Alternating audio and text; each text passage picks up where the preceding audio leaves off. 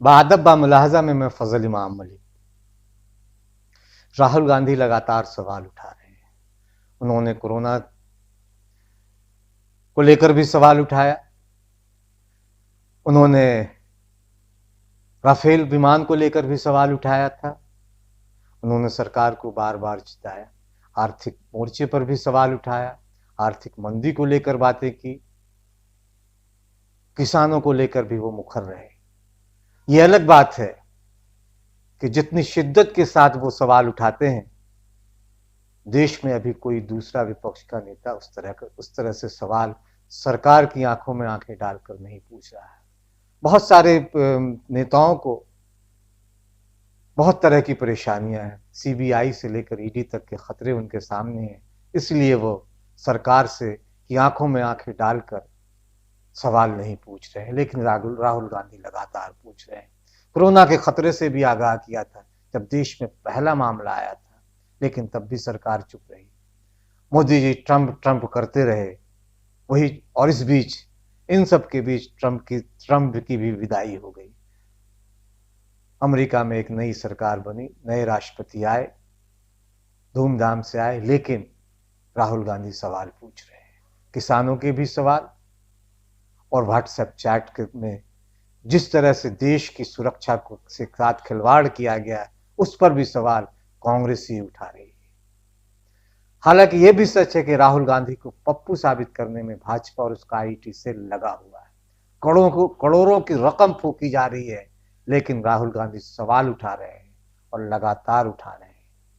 आज हम इस पे बात करेंगे, लेकिन इससे पहले एक गुजारिश, एक निवेदन है कि अगर अभी तक आपने बाअदब बामुलाहजा को सब्सक्राइब नहीं किया है तो सब्सक्राइब करें, लाइक करें और ज्यादा से ज्यादा शेयर करें, ताकि हम आपकी ताकत बने, आप हमारी ताकत बने, और संभव हो तो अपनी इच्छा के अनुसार बाअदब बामुलाहजा को आर्थिक सहयोग भी दें, ताकि हम जन सरोकारों की पत्रकारिता को आगे बढ़ा सकें।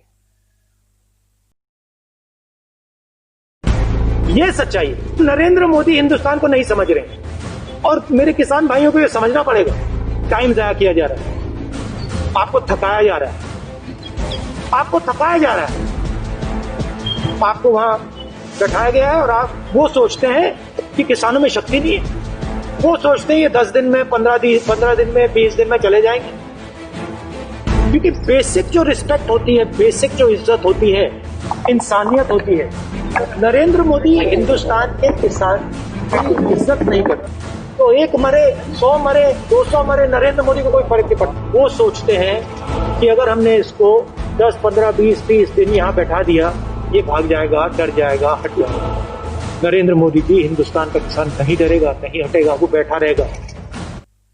भाजपा और उसका आईटी सेल राहुल गांधी को भले पप्पू कहे, लेकिन राहुल गांधी विपक्ष की भूमिका बहुत बेहतरीन तरीके से निभा रहे हैं।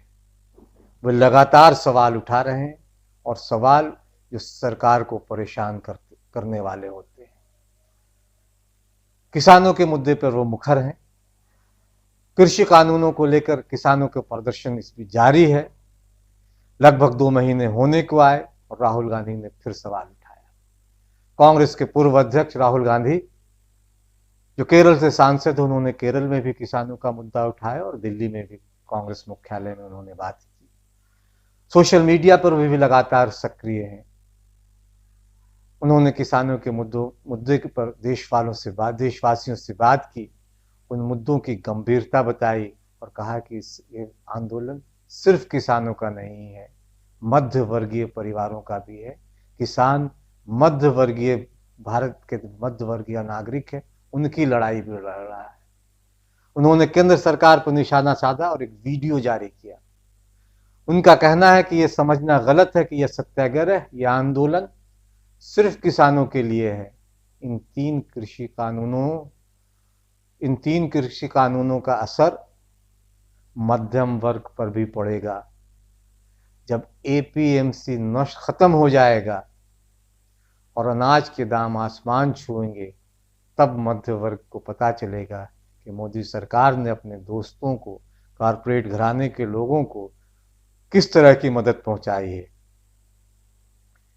राहुल कहते हैं कि मोदी जी सिर्फ अपने पत्रकार और पूंजीपति मित्रों, पत्रकार मतलब अर्नब गोस्वामी, और वो जो शामिल बाजा या लश्कर मीडिया के जो सदस्य, उनकी बात राहुल गांधी यहाँ कर रहे हैं कि मोदी जी सिर्फ अपने पत्रकार और पूंजीपति मित्रों के लिए काम कर रहे हैं। आज सच्चाई सबके सामने है। राहुल गांधी ने किसानों की पीड़ा को लेकर एक बुकलेट भी जारी की। उनका कहना है कि कृषि देश का सबसे बड़ा उद्यम है। अब इसमें भी 3 कानूनों के जरिए एक अधिकार लाया जा रहा है। खेती किसानी को बर्बाद किया जा रहा है। इसकी मार मध्य वर्ग पर सबसे ज्यादा पड़ने जा रही है। इसकी मार युवाओं पर भी पड़ेगी। तीनों कानूनों को वापस लिए बगैर, रद्द किए बगैर कोई समाधान नहीं।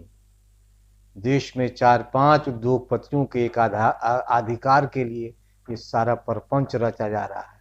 ये खेल हो रहा है किसानों को भड़काने के। भाजपा अध्यक्ष जेपी नड्डा के आरोपों पर राहुल गांधी ने भी हमला किया। उन्होंने नड्डा को कटघरे में खड़ा किया और कहा कि वह क्या करते हैं, क्या कर चुके हैं, ये सारा देश जानता है।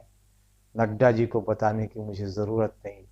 भट्टा परसौल में मैं किसानों के साथ में खड़ा था, नड्डा जी नहीं खड़े थे, भाजपा का कोई व्यक्ति नहीं था। मैं मोदी जी से नहीं डरता, वे लोग मेरा कुछ नहीं बिगाड़ सकते। ये बहुत बड़ी बात कही, चूंकि आज विपक्ष को एक तरह से डराया धमकाया, ईडी सीबीआई के जरिए डराया धमकाने की कोशिश हो रही है, और शायद इसी वजह से विपक्ष की आवाज जो है उस तरह से बहुत मुखर होकर सामने नहीं है। इसलिए राहुल ने कहा कि मोदी जी मेरा कुछ नहीं बिगाड़ सकते, हाँ गोली मार सकते हैं पर छू नहीं सकते। ये बात ठीक से सुन लें और जान लें। राहुल गांधी ने बड़े गंभीर शब्दों में ये चुनौती दी है। कृषि कानूनों पर को लेकर कांग्रेस के सवालों पर भाजपा उनकी नीयत पर सवाल उठाते हुए कई सवाल दागे थे। कांग्रेस की पिछली कोशिशों पर उठाए जा रहे सवालों पर राहुल गांधी ने उन पर जवाब दिया। उन्होंने कहा कि कांग्रेस ने खेती को लेकर रिफॉर्म की बात की थी, उसे खत्म करने की बात नहीं।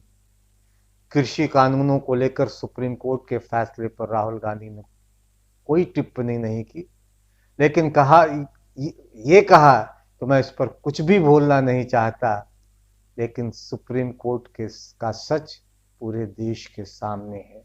देश ने सुप्रीम कोर्ट के सच को देखा है। 3-4 लोगों के हाथ में हिंदुस्तान की खेती का और खेती के ढांचा नरेंद्र मोदी जी देने जा रहे हैं, देने की कोशिश कर रहे हैं इन कानूनों के जरिए। इसलिए किसान सड़कों पर है। श्री मोदी सरकार के खेती के खात्मे के खेल पर उन्होंने जो बुकलेट जारी किया उसका शीर्षक है खेती का खून 3 काले कानून। इसे उन्होंने जारी किया। राहुल ने कहा कि राहुल गांधी कौन है, क्या करता है, ये बात हिंदुस्तान का हर किसान जानता है, समझता है। किसान जानता है कि भट्टा परसौल में कौन खड़ा था। भूमि अधिग्रहण के समय नड्डा जी या मोदी जी नहीं, बल्कि राहुल गांधी किसानों के साथ खड़ा था। प्रधानमंत्री से ज्यादा समझ हिंदुस्तान के किसान को है कि क्या हो रहा है, क्या नहीं हो रहा है। यह सच्चाई है और इसका एक ही उपाय है, इन काले कानूनों को रद्द किया जाए। वैसे 5 साल पहले राहुल गांधी ने संसद में इसका जिक्र किया था। इन दिनों उनके भाषण का वीडियो बेतरह वायरल हो रहा है। आप भी देखें और राहुल गांधी के कंसर्न को समझें। किसानों को लेकर 2015 में जो बातें उन्होंने की थी, इन काले कानूनों के जरिए नरेंद्र मोदी ने उनके डर को, उनकी शंका को सही साबित कर दिया है। हिंदुस्तान के किसान की जमीन की जो कीमत है वो तेजी से बढ़ रही है, और आपके जो कॉर्पोरेट दोस्त हैं वो जमीन को चाहते हैं। और आप क्या कर रहे हो, एक तरफ से सुनिए, आप क्या कर रहे हो, एक तरफ से किसान को, मजदूर को आप कमजोर कर रहे हो, और उस बाद जब वो कमजोर होगा, जब वो खड़ा नहीं होगा अपने पैरों पे, फिर आप उसको अपने ऑर्डिनेंस की कुल्हाड़ी मारोगे। इसीलिए इसीलिए आप 60% लोगों को इग्नोर कर रहे हो। परमिशन प्रधानमंत्री जी को मैं एक और सुझाव देता हूं। वो देश के प्रधानमंत्री जी हैं, बड़े लोगों की सरकार है, मगर देश में 60% किसान मजदूर है। उनको राजनीतिक फायदा होगा अगर वो अपनी साइड बदल दें, अगर वो जो वायदे किए हैं आप लोगों ने कॉर्पोरेट्स को, अगर आप लोग वो वायदे तोड़ोगे हमें नुकसान होगा। आप बड़ी गलती कर रहे हो, मैं आपको बता रहा हूं, बहुत बड़ी गलती कर रहे हो। आप किसानों को, मजदूरों को चोट पहुंचा रहे हो और आने वाले समय में वो आपको चोट पहुंचाएंगे, क्योंकि सबसे ज्यादा शक्ति इस देश में किसान और मजदूर के पास है। आप गलत समझ रहे हो। आप सोच रहे हो जो बड़ी बड़ी गाड़ी चलाते हैं, जो बड़े बड़े बिजनेसमैन हैं, उनके नाम नहीं कहना चाहता हूं, आप सोचते हो कि उनकी है शक्ति देश में। ये गलत है। इस देश की शक्ति किसान के हाथों में है, मजदूर के हाथों में है।